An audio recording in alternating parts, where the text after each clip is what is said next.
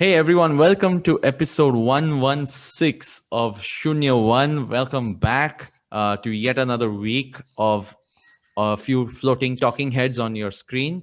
And, hopefully good sounding folks this weekend morning who have had their coffee and have woken up. But Uh, this seems to be a pattern for us, right? I mean, like we had yes, technical issues last week, we have technical issues this week. We yes, really need to get this thing sorted out. It's amazing. We have no technical issues on our non-tech shows, but our tech that's show we true. have technical issues on. That is true. That is true. And like I've said this before, it's funny that we are obviously doing this over, let's say, a video call, an audio call. We are doing all sorts of weird recording setups at our homes when this was so easy back in the studio in Mumbai. Uh, but one of the advantages, obviously, is we are able to now talk to guests who are not in Mumbai. And one of our guests today is Amit Somani, venture capitalist and at Prime VP. And he's joining us today from Bangalore. And thank you so much for being here on the show, Amit. You are one of the few privileged VCs, as I may say, who have graced our show. Thank you so much for doing this. It's so great to have you. Thank you, Shiladtiya and Amit Doshi for having me, and I'm truly honored and privileged to be on the show. Yes. And like I said, you're not only joining us from Bangalore, which itself is a rarity and something we can only do now. You are also our only other Amit who has been a guest on this particular show. This is crazy. I find it so hard to believe. Yeah, I think I'm It's going to go either invest in a startup today or buy a lottery ticket. So my lucky day today. yes, our lucky day for sure, because it's good to have so many firsts. I think that sort of kicks us off into the conversation because like I said, we've had few folks from the funding ecosystem. We've spoken to a lot of founders, a lot of operators in the startup ecosystem, and there has been this sort of aura of the VC world, which obviously, at least when a couple of years ago when we started this podcast, sort of still existed. I do believe in obviously in the preceding year when everything's gone virtual and Zoom, but also more so as the ecosystem in India has opened up. I do believe the VC ecosystem has become a lot more transparent and open and approachable than it used to be. Like I was saying, we usually only used to see the Twitter version of VC. Now I think there's so much more out there, and you guys, Prime VP being one of the few firms which were sort of small and just a small team with a unique philosophy, if I recall, way back when the big bad VCs of the world were still, garnering all the news, to now, when everyone is a lot more open, transparent, hands-on, as you guys say you are as well. What has been that journey, and can you share a little bit of the early days thesis to where you are today? Sure. So let me tell you about just my own story of becoming a VC, and that's also relevant to Prime. So I'm what I call an accidental VC. So I spent 14 years in the US, mostly in Silicon Valley, moved back to India in 2007, and I was with Google, then with Make My Trip, heading product at both those companies for India and globally. And then I decided to kind of take a year off on what I was calling a self-imposed sabbatical. And actually written about it, and it's gotten quite popular on LinkedIn and whatnot. Yeah. And somehow my other two partners, Sanjay and Shripati, figured out that this guy is sitting here in Bangalore having too much fun and doing nothing. And so they kind of conned me into becoming a VC. And of course, it's been a great journey, and I've enjoyed it so far. And the reason I decided to do so, and back to your question about Prime, is that we wanted to be a very active investor. All of us are sort of company builders, product builders, team builders, etc. So we wanted to bring that philosophy and that professionalism from Silicon Valley to VC. So we still think of ourselves as sort of romantic company builders and helping the entrepreneurs and facilitating the journey rather than money managers. And that's where all of this comes from. All three of us have deep operating and entrepreneurial backgrounds. Back to your question about transparency, I think the world is just getting more transparent, right? I think this comes from the developer ecosystem, and we can explore it later. Like the GitHubification of the world. One of my favorite investors in the public markets, this lady by the name of Kathy Wood, she talks about all her public market investing thesis on her website and is available for anyone, including the financials and everything of how they're looking at a particular company. So we have all tried to do that. And as a smaller firm, you have to do more to stand out. So all of us are pretty active on social media. We run our own podcast, and we're like, what you see is what there is, right? There isn't some sort of hidden agenda, black book, smoky room VC action happening here. And also, among other things, Amit, when you guys obviously launched Prime VP, you actually had a different name back then, didn't you? What's the story on that? Yes. In fact, it used to be called Angel Prime. And, in a lighter vein, they said, hey, now Amit is joining, so we can't call it Devil Prime. So we have to find something else. Wow. No, only kidding. I was the one who kind of helped drive the name change. And I think people would often confuse us with an angel or angel kind of syndicate and so forth. And whereas we are a regular classic early stage VC. And that was part of the reason for the name change. Right. But even then, I remember that, again, you guys were doing deals where obviously, like you said, you wanted to be a lot more hands-on and sort of operating.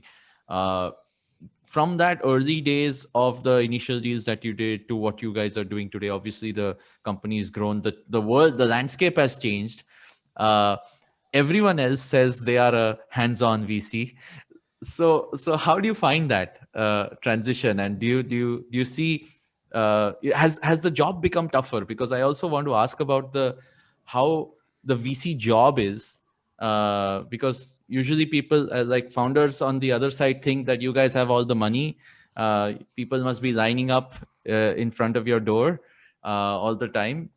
Is that how it is, or has that changed? Tell us a little bit about that. Sure. Lots of questions in there. So let me unpack them. Last one in. Given my age, that's how you should do it, right? So because you remember the last one. Yes. So one of the biggest humbling things about becoming a VC, right? You have this illusion that you are going to be sitting on this ivory tower, 7th floor, blah, blah, blah. It's not all true. Obviously, I do definitely think entrepreneurs work much harder and are much smarter than most VCs. But that said, I think there are two parts that are very humbling about the VC job, right? One is VCs themselves have to do fundraising, right?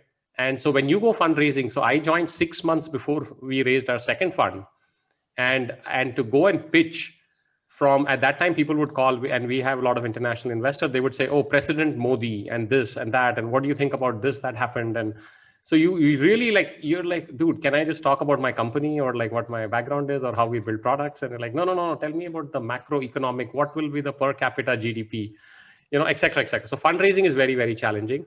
Second, as you know, and you're a serial entrepreneur yourself, is that exits are very difficult, right? And congratulations to the other excellent Amit on the show here for getting acquired and sort of merging with Pratilipi. But exits have generally been harder for VCs, right? So that's the second thing. The third thing is if you're a homegrown kind of VC, as opposed to call it a large international brand where you're inheriting the brand trust, right, from XYZ in the Valley or wherever, why should an entrepreneur work with you, right? So you really have to say, why Prime? And why not these 6, 10, 15, 20 other pockets of money that are there? So what is it that you are different about? So it is actually a lot of hustle, unbeknownst to perhaps many entrepreneurs. And certainly when you are on the other side, it looks greener on this side. That said, I do have the ultimate respect and regard for entrepreneurs. I think they are a much tougher bunch and a much smarter bunch. So that was question number one, at least as I'm sort of unraveling it. Question number two, in terms of how is the VC landscape itself changed? Yes, it is. There's a lot more capital. I think there's a lot more startups. Just in Bangalore alone, we track like 5,000 startups, right? And just to give you a perspective, we invest in 5 a year. And I'll get to your third question saying, well, everybody is hands-on, like what does that mean? And I'm sure if you include, Delhi and you include Mumbai, and the rest of it, there's probably easily tens of thousands of startups, right? And there's certainly a few thousand interesting ones, right, so to speak. And yet only a few hundred are getting funded every year, right? At least from a classical VC. Of course, the angel networks and all those have done reasonably well in terms of spreading the kind of early stage capital. So I think it's still underinvested, in my opinion, as a market. I think many things are still evolving. And therefore, I think that, the more the merrier, right? So there's more capital, there's more entrepreneurs. I think the entrepreneurs are much more savvy now than they were, say, 5.5, 6 years ago. And we can take some examples, if you'd like, of how things have changed. So that's the second one. And the last one was on the how is it different? I think everybody says they work with companies and all that, right? But that is, I think, a little bit of a myth, right? And maybe I have a biased point of view. Our secret sauce as to why we do it, or our open secret, is we only invest in 5 companies a year, right? Just to give you an order of magnitude, we get to see anywhere between 1,500 to 2,000 a year. We do 5. And if you look around, and a lot of the data is now all public, to your point about transparency, right? You will see that many folks invest in 10, 15, 20, even 30, 40 companies a year. And now multiply that by 2 or 3 fund cohorts, you're sitting on a few hundred companies, right? It's going to be a little bit harder to be very active with all of them, right? So our USP is invest in fewer companies with higher conviction, and then give higher level of active involvement, support, participation to the companies. I hope I got all 3 questions. Yeah. And I have some follow-ups which I'll break them down a little more. But just to touch upon the fact that you said you guys obviously invest in fewer companies per year, and you've maintained that over the years since existence. Do you feel that obviously the ones you have invested in, they appreciate that fact? I'm sure, the fact that you're hands-on and everything, but when you get approached by entrepreneurs, do you think everyone values the VC being so hands-on, or even wants the VC to be so hands-on? It's a double-edged sword, isn't it? It is a great question, and there are plenty that don't, and I will name 2, right? At the risk of shooting myself on the foot. It's my special day anyway. So for example, Sachin Bansal or Naveen Tiwari, when I met them many moons ago, right? I mean, they're big guys now, but they were big guys even 5 years ago or 6 years ago.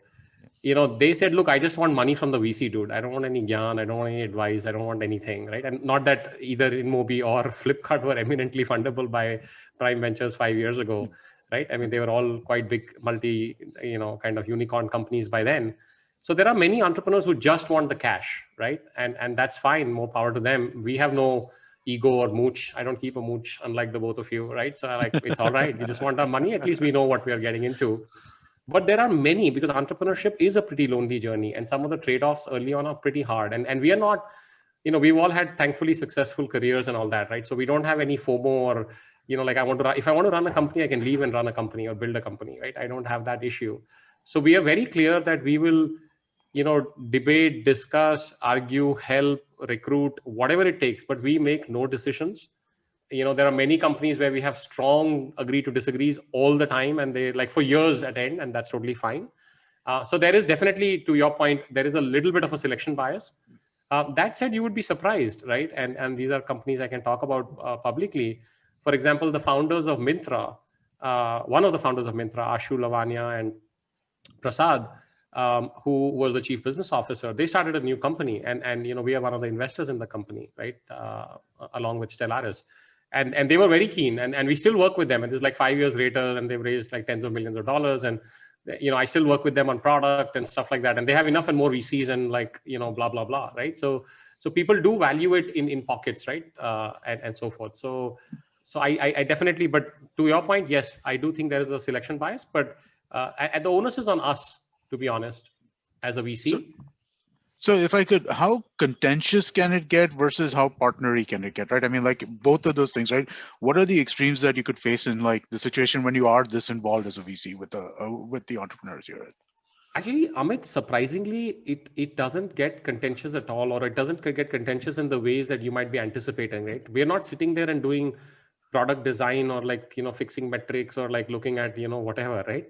We're really saying इतना क्यों खर्चा किया? हाँ, exactly, right? मतलब फिर VC बनने का क्या फायदा होगा? तो नहीं, I'm kidding, right? So we are really saying, what are the broad things that will move the needle, right? Oftentimes the entrepreneurs are deep in the weeds, right? So you're not really, you're not seeing the broad view. You're not be able to see maybe even the pattern recognition across. Or for example, your Rolodex, right? You're looking to hire a chief product officer or a head of sales, or get connected to Amit Doshi to be on his podcast. You can make connections, you can help, you can do things, right? Right. So it's really highly, highly collaborative. It is not, you're not running that business, right? That is not the perspective. Otherwise, you're dead in the water. I mean, it just won't work even a day. Like forget a quarter or 7, 8, 10 years that typically is a VC and a founder journey, right? Right. So it doesn't get contentious in kind of any of those ways. And like I said, we have enough and more agrees to disagree, right? Right. But it's really, let me put it this way. This is the difference between perhaps, say, an active board member and a passive board member, right? And I won't name names. I've seen enough and more of all kinds, where, the board member comes and says, like, Acha, Aaj, what are they serving for food today in the board meeting, right? I mean, this is pre-COVID days, of course. Right now they're serving Zoom stuff and bring your own water, which you send me. Thank you for that. Right? So yeah, so I think that is, and active board members. I think one of the founders of ServiceNow in the US, a multi-billion-dollar company, actually probably $40-50 billion market cap, he actually gives action items to board members, and he calls them 24 hours later and says, "Boss, Amit, aapko action item diya tha, uska kya hua?" Like, you're supposed to talk to Shiladtiya about getting me on that podcast. So like, did you follow up on it? Like, dude, like, I'm like a board member. I only come for the meetings.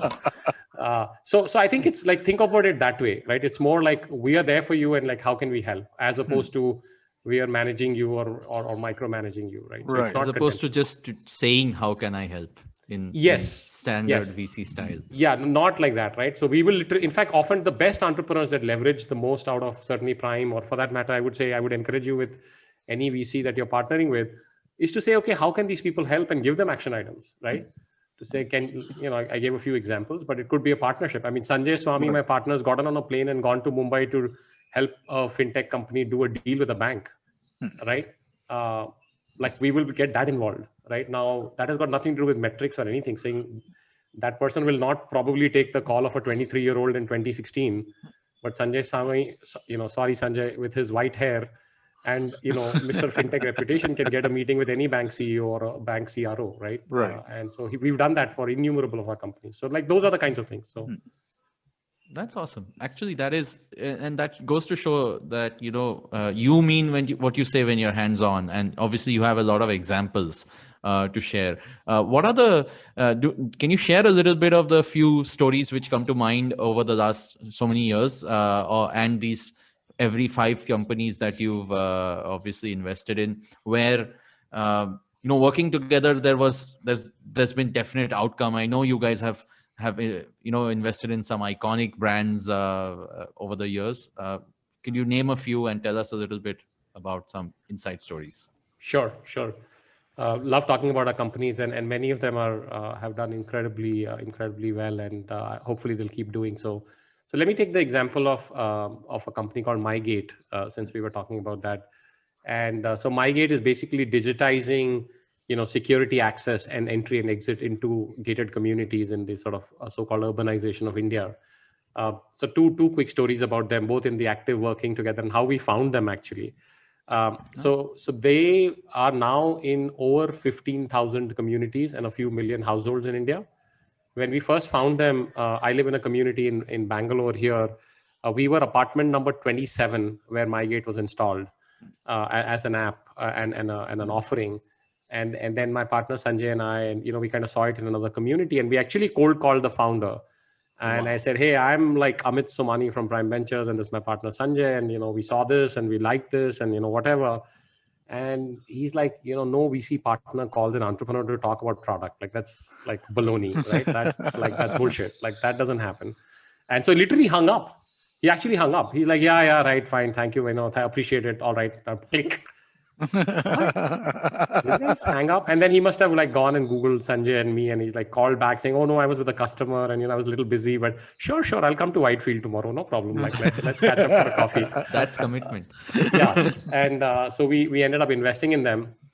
But for example, in terms of the active kind of working with them, and they're an incredible team, 3 founders.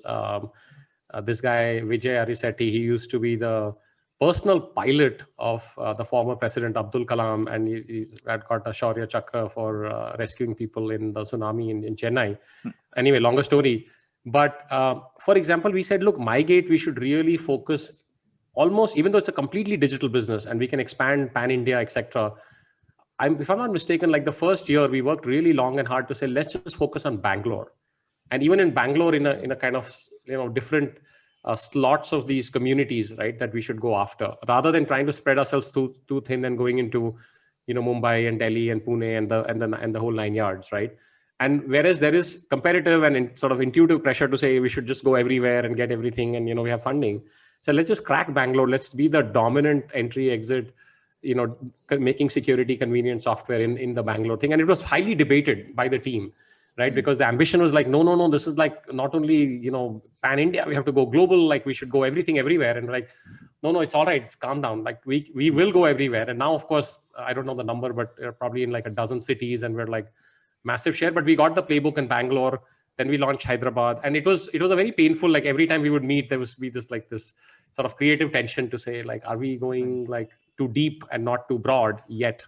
And now, of course, because the machine is sorted, I can say this because Abhishek, one of the co-founders, just tweeted this. I think in January we did 2,000 communities in 1 month, new ones from scratch in the COVID era, compared to when we funded them, there were 27 communities, right? All remote. So it's obviously pan India. So I think that's an example of something that was heavily debated, and in terms of like, should we or should we not, and so forth. And there, by the way, there are plenty of times where we're wrong as well. And the entrepreneur will come and say, "Dekho sir, bola tha ye nahi hoga." ठीक है, it's all right. There's no ego, right? No mustache, so it's okay. If I could go on a complete tangent, since you mentioned COVID, how has COVID changed the kind of things that you're looking at from a perspective of like, what are the kinds of companies that you think might be more interesting in post-COVID eras compared to? Has it brought about a change in how you think about things? Yes. So most certainly, Amit, we have, there are certain sectors that have just been on a tear, right? So I think EdTech has just been like, EdTech has had their, hyper local of 2015 moment, I think in 2020. So that has been a big area. One of the big things that we are bullish about at Prime is, and the example I cited is MyGate, but there are many other companies, is the so-called digitization of India, right? So I think everything is going from not digital to digital. Everything is going from data poor to data rich. Everything is going from not using software to using software at all levels. I don't mean just consumers. I mean consumers. I mean sellers on e-commerce ecosystems. I mean SMB businesses using more than Tally or the pirated copy of some software or whatever it is.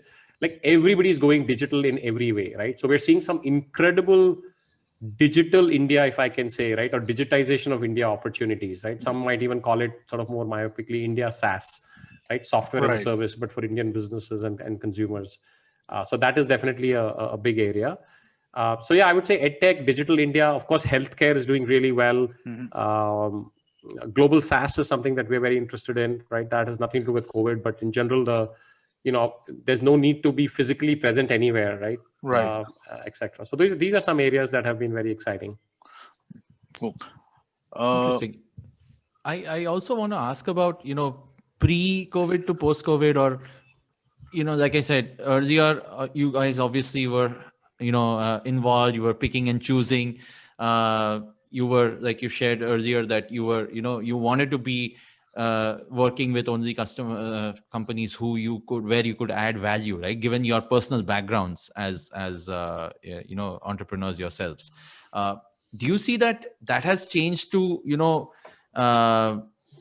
you having to compete a lot more with, again, trying to flip the table to the VC side of the experience, right? I mean, today, entrepreneurs have a lot more choice, since the COVID world has also changed access in a lot of ways, right? So do you see that becoming harder for you as a VC to get the right kind of companies, work with the right teams, remote work, whatever that may be? From an operating standpoint, how is it changed for you? Sure. So no, I don't think that, I think access is going to be universal over time, right? I think access is going to be a commodity, and not just because of COVID or not, right? Everything, there's a very famous entrepreneur who started this company called Expedia, a travel company in the US, but he's also the founder of Glassdoor and is on the board of Netflix. So he has this quote which says, that which can be found will be found. Okay. So he's actually a co-founder of TripAdvisor, Glassdoor, Zillow, Expedia, and every one of these companies has this theme. I think VC is going to be the same way, right? I don't know if we had that chat earlier about Kathy Wood from ARC, right? I mean, the thesis is public and it's out on the open internet, saying anybody can see it, right? So I think matchmaking is going to continue to be, both hard, but also transparent, right? So the bigger question is what you said. A part of what you said is, why should I work with you versus somebody else? It's not access, right? We get enough and more access. Like I said, as a relatively smaller firm, right? Our current fund is about $75 million, like about 500 crores. We're getting like 1,500 to 2,000 deals a year. I mean, we just don't have bandwidth to deal with that, right? To be honest, right? Still a pretty small team. Like the entire investment team is 3 partners and 3 associates, right? And 2 of those 3 associates were hired during COVID. And actually, I had not even met them physically up until day before yesterday for a year. Wow. Like physically, ever, right? Like met them.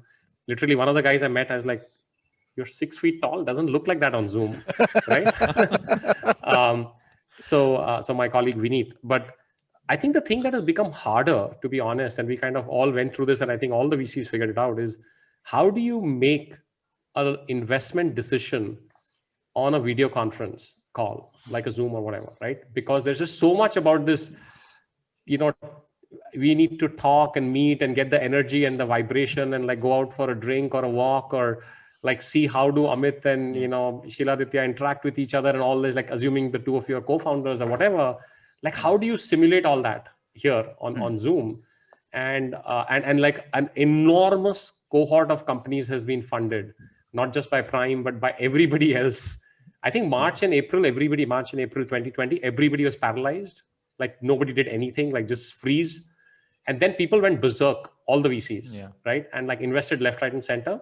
So I think it'll be very interesting to see what this cohort of companies, the remote funded, never met in person companies, is going to do in the next 3, 4, 5 years. Because that was really hard to figure out, and happy to talk about if that's of interest as to how we overcame that sort of. No, it is of interest, barrier. actually. I mean, I think it is tremendously of interest.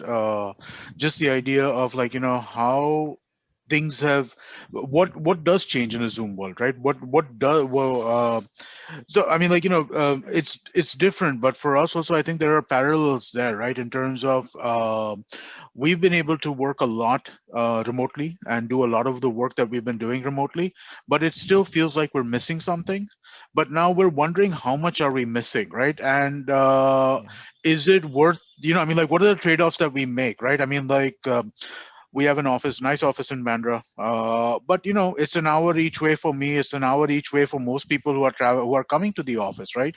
And so, like, there is definitely going to be this thing where we're going to kind of change how we're doing things, where not everybody's going to come to office every day. But I mean, like, how does that, but that's more of a creative production process that we feel like we need some amount of meeting in this. But with the investment piece, I feel like it's even more kind of like, the evaluations are deeper that need to be done. I already know the people who I'm going to be working with, right? You have to, you kind of really need to spend time with them. How does that change things? Yes, it is. This was the hardest thing to overcome, and I'll share how we kind of did it. And like I said, the jury will be out for 3, 4 years to see how well we did or not. So there were a couple of things that we changed. So one, we said we'll have multiple video conference calls and Zoom calls by definition, right? So typically, if I were, and this was sort of became easier in some sense and happier for entrepreneurs who were not from Bangalore. So if you're dating teams from Delhi, we funded a couple, actually more than we've ever funded from Delhi, right? In the Prime history. Prime is sort of somewhat obsessed with Bangalore, also a smaller team, right? But we funded probably more companies from outside Bangalore just because of this thing, right? So we would have multiple Zoom calls. One, we would often, for certain things that are repeatable, for example, product demos, with the entrepreneur's permission, we would record the product demo, right? So everybody in the team wouldn't have to like have the person pitch that thing like 10 times over, right? Like somebody could just go and play back the recording and see, kind of what the product is or what it does or what have you, right? For example. So that was another interesting thing. One new thing that we had to do, which is much deeper than we were doing earlier, was do a lot more and lot deeper and lot broader ref checks. So on average now, we are probably doing 7 ref checks per founder. Right? If there's 2 of you, I'll be doing 14 calls. And I'm doing it myself. Like I'm not delegating it to somebody. And of those 14, probably 4 or 5 are discrete, right? Earlier, because you've met the person, this is like the Danny Kahneman system 1, system 2 thinking, and you said, hey, Amit Doshi to acha hi lag raha hai, yaar. It's all fine. Like, it's like, I don't need to Yeah, talk to you 10 people. talk to a Right? couple of people, make sure things are good, and just Yeah, I talked to a couple of people. I met him. I've hung out with him. I went for a drink with him, or I went and had a coffee, and we've met a couple of times. I met in the studios in Bandra, and I met the studios, and I met in Bangalore. So it's kind of broadly okay, right? Like, it's fine. Now you're like, no, I have no idea who Amit Doshi is, right? So I'm going to speak to Anupam, and I'm going to speak to Shiladtiya, and I'm going to speak to Anand Jain, and I'm going to speak to like 20 people. Right. How are these people? Are they professional? Are they not? How do they work with each other? So deeper ref checks. That was another thing. And by the way, it's also helpful to not be kind of packed into like a day saying, come, we'll spend 7-8 hours together and then we'll do it. So you get a lot more assimilation time. So we would talk today, and then the next call might be in a couple of days or next week, and so on. So you're sort of building that conviction as you're going along, and you're thinking through all that stuff. So there were, but obviously the physical energy, I don't know, because I haven't met a new entrepreneur in the last 10 or 11 months yet. So I will find out when maybe if you invite me back, like in 6 months or a year, like we can say like, hey, how does it feel, post facto? But at least we think we've invested in some great companies in the lockdown, and I think some of these things help, right? Like deeper ref checks, more frequent video calls, and some tactical things. Yeah, but that's interesting, right? I mean, like you think you're thinking that rather than continuous time, having more frequency of calls, you think that's a solution for that problem. That's interesting. I hadn't really thought of it like that. Absolutely, because you build on that conversation, right, Amit? I mean, even at the risk of sort of this thing, our recording today, we started on one piece of software, moved to a second piece of software, moved to a third piece of software. There's a lot of interaction in there, right?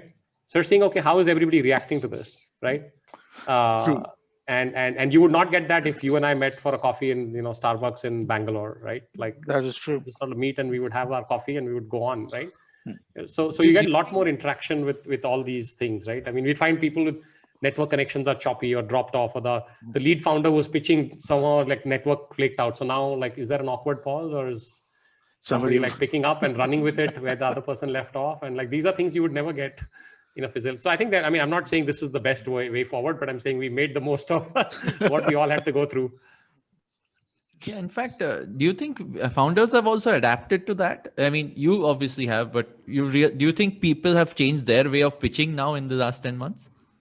Yeah, I think so.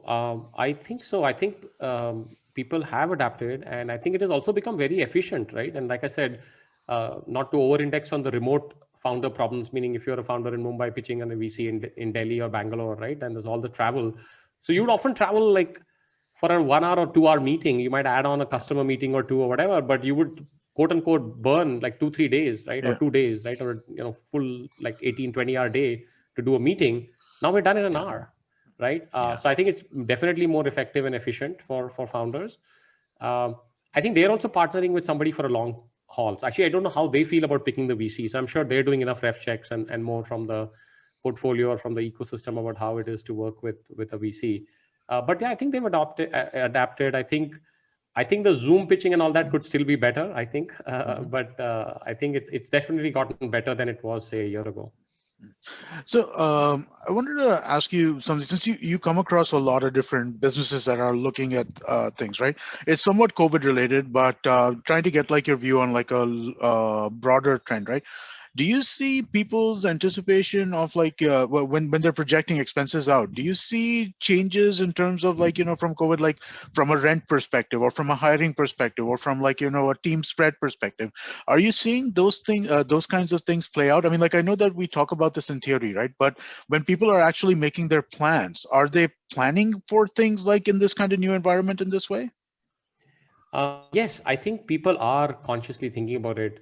Obviously, in a startup, right, and certainly early stage, right, the growth is more important, and so people are thinking about revenue post COVID and all that, like probably much more than expenses, because anyway, early stage, expenses are relatively speaking sort of more modest.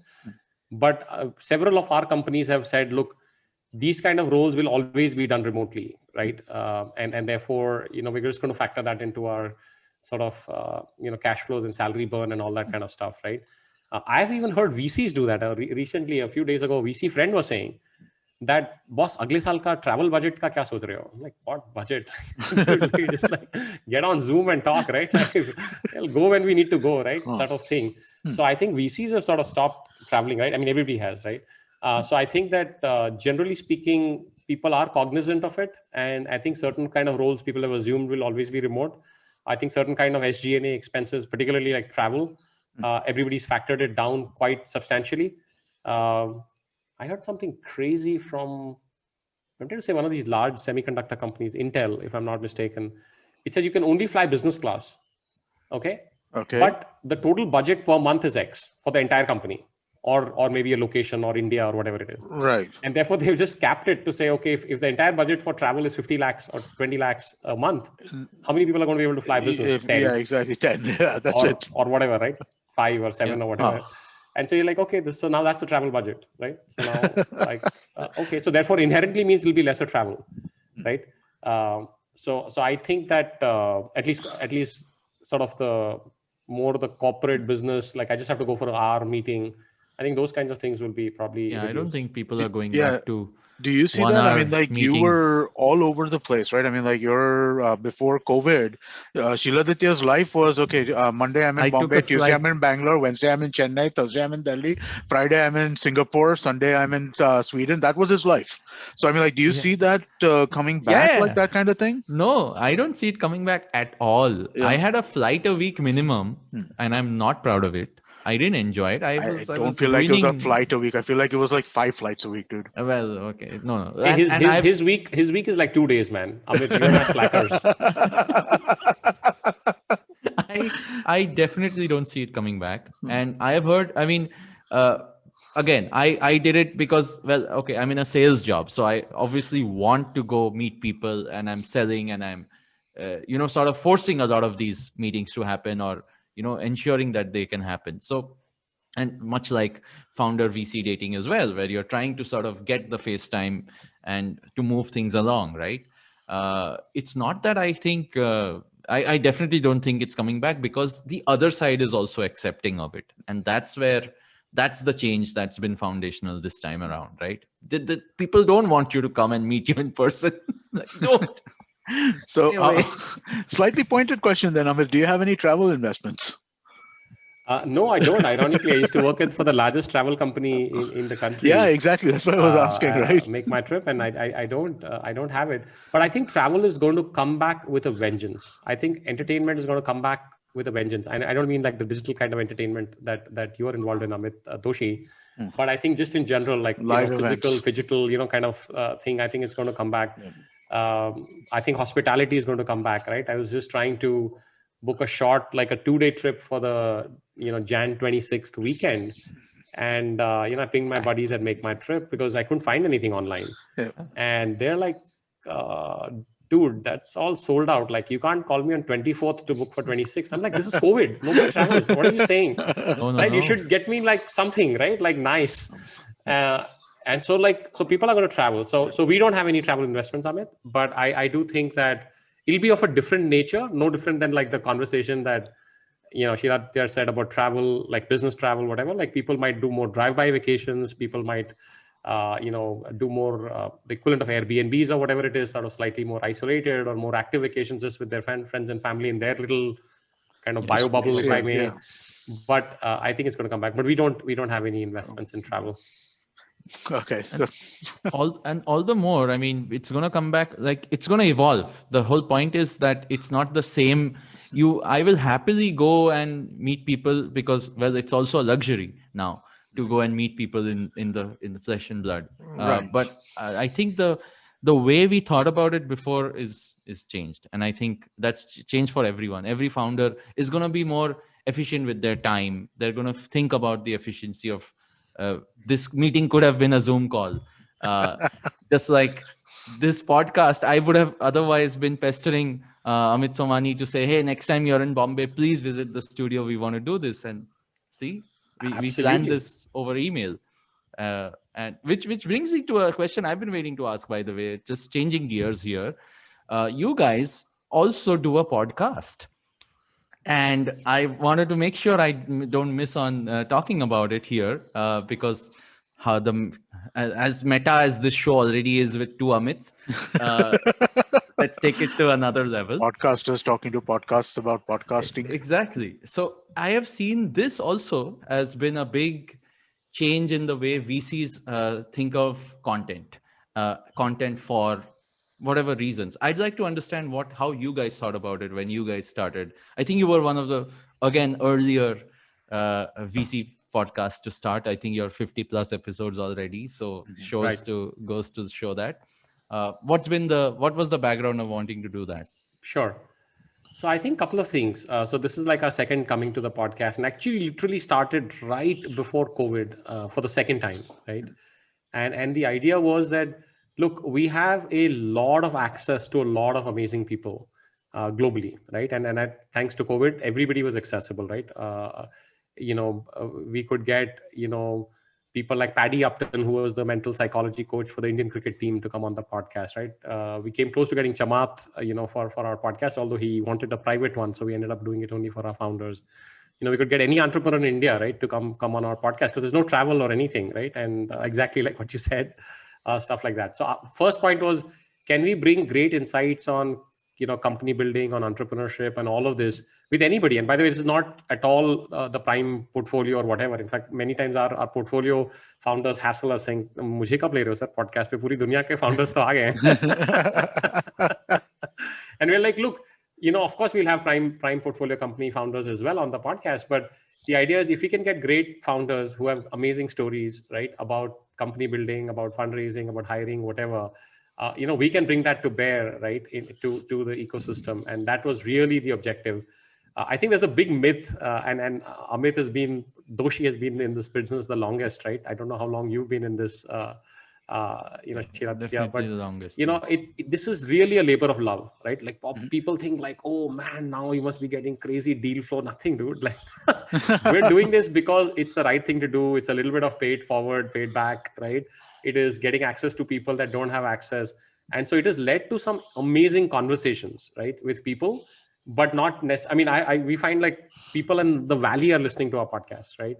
Which would have never guessed, right? And they said, oh, I listened to that podcast with that guest, and when they said this about UPI, didn't think of that. Like, really? Like, okay, interesting. Nice. Like I didn't think that people were It, listening it in the valley is. to Indian podcasts. Yeah, no, so it's an influence medium, right? I mean, like the influence is a little more indirect in that sense than Yes. in some other cases. But I think it definitely, Absolutely. no, and again, you do a show like, the thing I like about your show the most is like, so I've heard a lot of tech entrepreneur podcasts, right? And it's one of the reasons why I like what Shiladtiya does a lot over here as well. There's prep. A lot of people just come down and sit, right? And I mean, like, those don't always work out so well, right? But you do need to prep this stuff. You need to have some plan of what you're going to do going forward into the show, but you also need to be flexible enough to kind of move around as necessary. And I think that that's one of the things that I really like the most about your podcast. I have learned so much, and we should trade notes some other time, Amit Doshi. I have learned so much from doing this. It is incredible, right? I will go look up their Twitter streams, their LinkedIn streams. I will read a few blogs they've written personally. It's not delegated, etc. So I'm learning a lot about the world as well. It's not just that I'm bringing all this, or not just me. I mean, my other colleagues also do this, Sanjay and Shripati and so forth. So yeah, it is that, and it has assumed a life of its own now. And like I said, it is less to do with time or investing per se. It's more to kind of pay it forward. That's awesome, actually. That's I think the right, the right tone to set for any sort of content creation. I mean, it's not always. I see this a lot more now that I'm on the content creation side a little bit. Not all content is marketing, so absolutely. Yeah, there's some genuinely good stuff out there. It shouldn't be, though. If it is marketing, then it's not good, right? I mean, like, it just doesn't work, right? Like even think about it, right? So I'm going to plug a show that Shiladtiya did for us, another different show, right? Tech Careers in the New that we did. It was a show that we made for a brand, right? But again, you listen to the conversations that he had in that show, and they were not conversations about the brand. They were conversations which are of the technology and are of interest and stuff like that, right? And that makes it an interesting show which we did for a brand rather than an infomercial which nobody's going to listen to after a certain point in time. Yeah. Absolutely. No, it is spot on. And yeah, no, So you're excited. gonna continue to do that for sure, and I'm sure all the founders will keep appreciating it. And yes, you're right about the discovery too. People do listen to podcasts a lot now over the past year, as we know. So it probably has led to some fascinating discoveries or inputs, or even for your next fundraise when you go out back to the valley. I'm sure they won't ask you about GDP again. Yeah, no, it is truly, like the Tom Friedman, very kind of age old book, right? The world is flat. I think the world became flatter because of COVID and all of this digital access. So podcasts, newsletters, like you asked this earlier about VCs being more open and transparent. I mean, people read stuff, right? And people listen to stuff, and so therefore when you meet them, like they have a lot richer context on who you are, and it's very helpful, both the bi-directional. By the way, we also do that with founders, right? When we Yeah. if founders do contribute to open source or kind of social media, that's helpful for us to understand where they come from. Brilliant, brilliant. On that note, Amit Somani, how do people reach you? What's the best way to reach out to you? I know you're on Twitter, obviously. If you could share a few places where you love responding to folks who want to catch up with you. Yeah, so Twitter, I'm at Amit Somani on Twitter and on LinkedIn as well. I'm there, so that is the best way. Our website, of course, is primevp.in. So anything on social media, primarily LinkedIn and Twitter, are probably the best places to connect with me. And of I'll course, your just podcast itself. Yeah. That is Yes, where thank you you. can. Thank you for mentioning that. Yes, the Prime Ventures podcast. So love to, if you're an entrepreneur, and I'm sure many of your audiences or primarily is going to be entrepreneurs. Do check us out. if you like Shunya One, chances are you'll like Prime Ventures podcast. So Yes. Thank you, Amit. no, so also just a quick kind of reminder to folks: do give us ratings, reviews wherever you can. If you can do it on Apple, that's great. If not, wherever you're listening, try and do a rating review for us. Much appreciated. Yeah. And this is available on video now. So we're making these podcasts available on video. So for those of us who want to watch rather than just listen, you can go to YouTube. It's on our IBM channel. Yes. In a big departure from Amit Doshi's audio only world. Hey, yes, we have to Change with the times. move with the times. Exactly. Yes, but this has been great. Amit Somani, thank you so much for doing this. It was a brilliant chat. I personally got to know a lot more about the VC side of things. Like I said, very few folks have graced us over here on this show, but I'm so happy that you were so open and candid about everything. And look forward to talking to you again. Of course, meet you in person someday when the world opens back up and Whitefield has its own airport. Of course, of course. So thank you, Shiladtiya, and thank you, Amit, and awesome to be on Shunya One. Lovely. Thank you so much.